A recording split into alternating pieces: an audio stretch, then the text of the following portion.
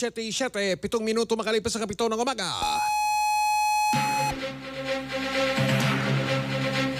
Handog sa inyo ng GMA at RGMA Network Incorporated sa lahat ng dako ng Pilipinas, sa Luzon, Visayas, Mindanao.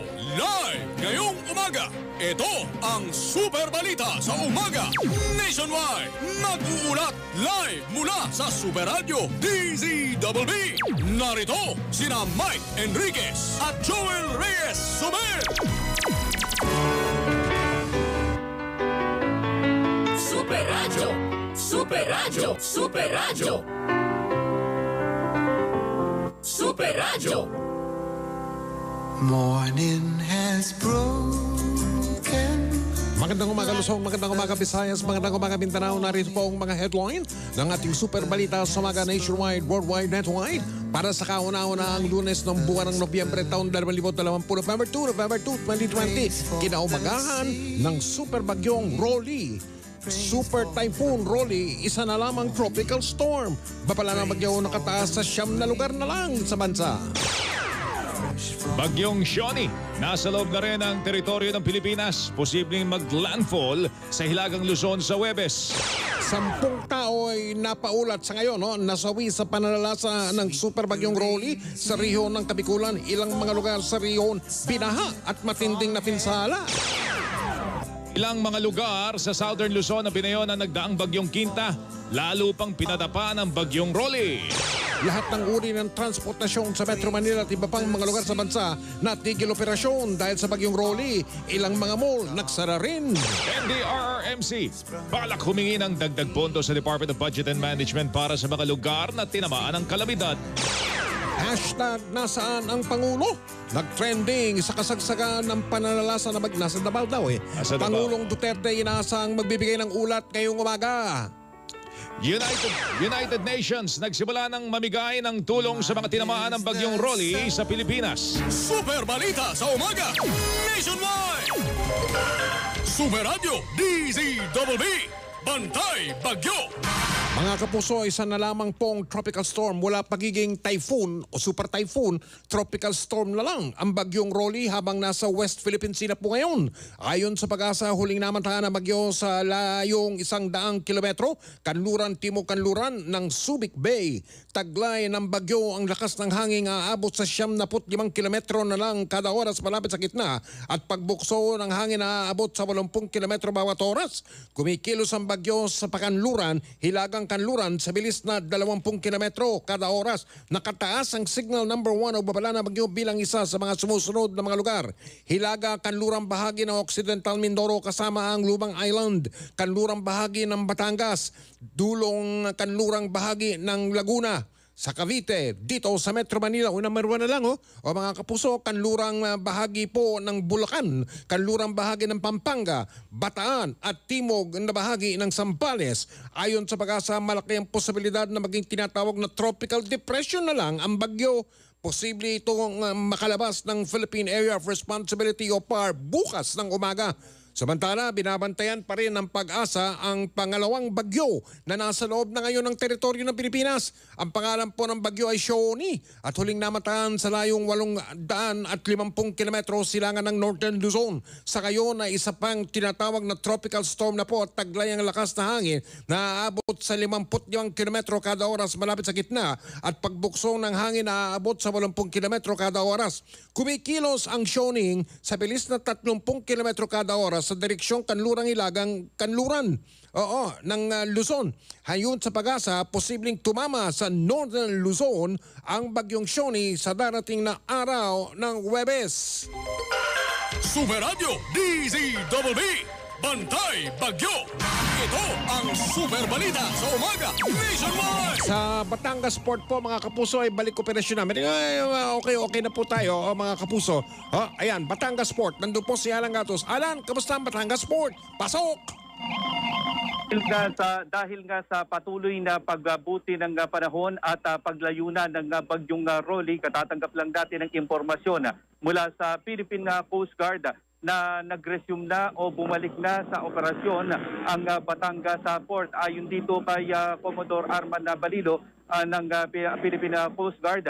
Ang magiging biyahe ngayon ng Batangas Port ay mula dito sa Batangas City patungo ng Calapan. Maliban doon sa mga ibang lugar ay hindi pa nagre-resume dahil may mga nakataas pa na mga babala ng bagyo. At isa pa sa magandang balita sa mga oras na ito na ibinigay sa atin ni Commodore Balilo, hanggang sa mga oras na ito ay wala silang naitatala na maritime incident dito sa paligid ng Batangas, sa lalawigan ng Batangas. Ito yung sa kabila na ika-4 na beses na naglandfall ang bagyong Rolly dito sa lalawigan ng Batangas. Sa mga oras na to, patuloy na bumubuti yung panahon. Hindi na umuulan.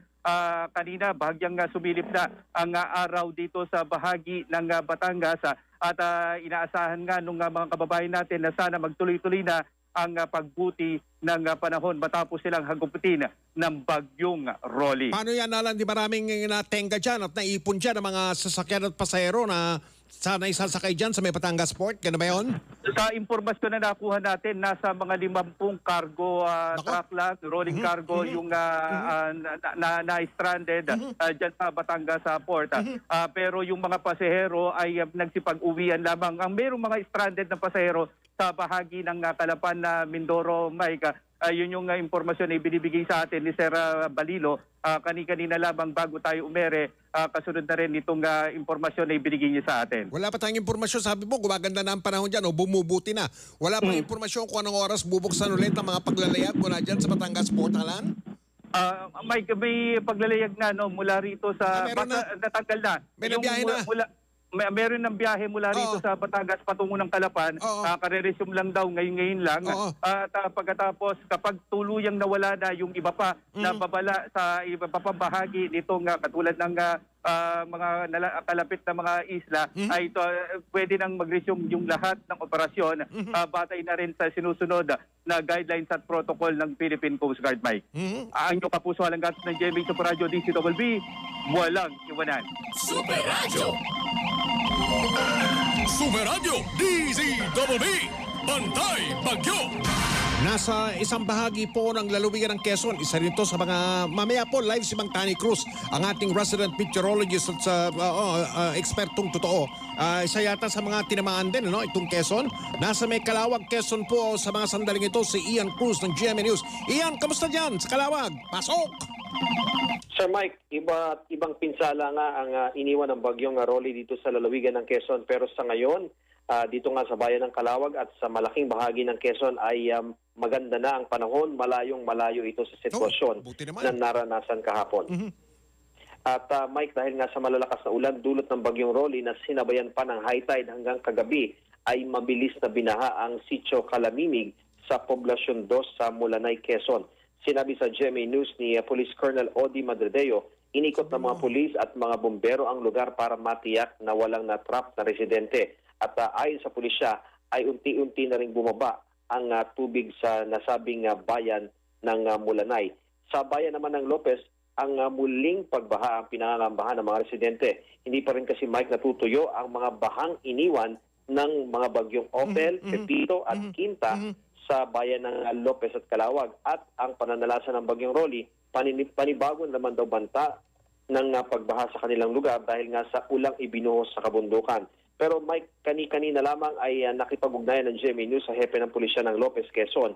At sa kanilang assessment ay wala raw malaking volume na ibinababa na tubig mula sa kabundukan. So isa itong magandang development sa ngayon. At Mike, kahapon ng umaga, pagputok pa lamang ng liwanag dito sa Calawag, Quezon, ay maaga nga nagparamdam ang bagyong Rolly. Malalaking alon o daluyong ang nilikha ng bagyo at pagdating ng tanghali kung kailan nasa ibabaw mismo ng Quezon ng bagyo, ay mas malalakas pa ang hanging umuugong na dumaan dito. Okay, at, Mike, teka pala, Ian, kamusta ang daloy ng transportasyon, mga bus at mga truck at mga sasakyan na panlupa, papunta at papasok dyan sa lalawigan ng Quezon? Ian? Mike, kahapon nag-ikot tayo ng bandang hapon ay talagang maraming mga nabuwal na puno sa kahabaan ng Maharlika Highway na pangunahing daan yan, papunta ng Maynila, papuntang Bicol. At may agad namang umaksyon itong mga miyembro ng Quezon Police Provincial Office at yung mga local police kasama ng mga disaster risk officers nila dito sa iba't ibang mga lokalidad at natanggal na, no? Saksi tayo, Sir Mike, dun sa mga nakita natin sa Lopez at sa Calawag, natanggal talaga dito sa Maharlika Highway, no? Pero may mga ibang area na kiniklear pa ngayon. Pero lahat ng national road dito sa lawigan ng Quezon ang binanggit sa na report ng Quezon PNP ay passable sa lahat, ano? Itong mga kalsada dito.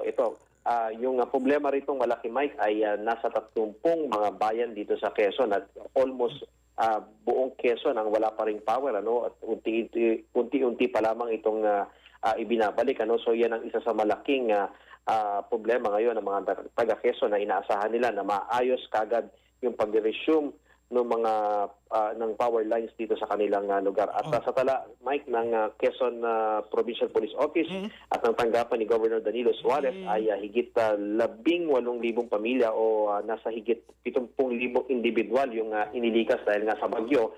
At dahil nga bumubuti ng panahon, inaasahang marami sa kanila ang unti-unti nang makakauwi ngayong araw. At Mike, ang magandang balita pa, no, dito sa lalawigan ng Quezon, liban sa isang injured sa bayan ng Pitogo, ay wala nang naitalang iba pang casualty ang mga otoridad. Laking bagay talaga, iyan yung paghahanda eh.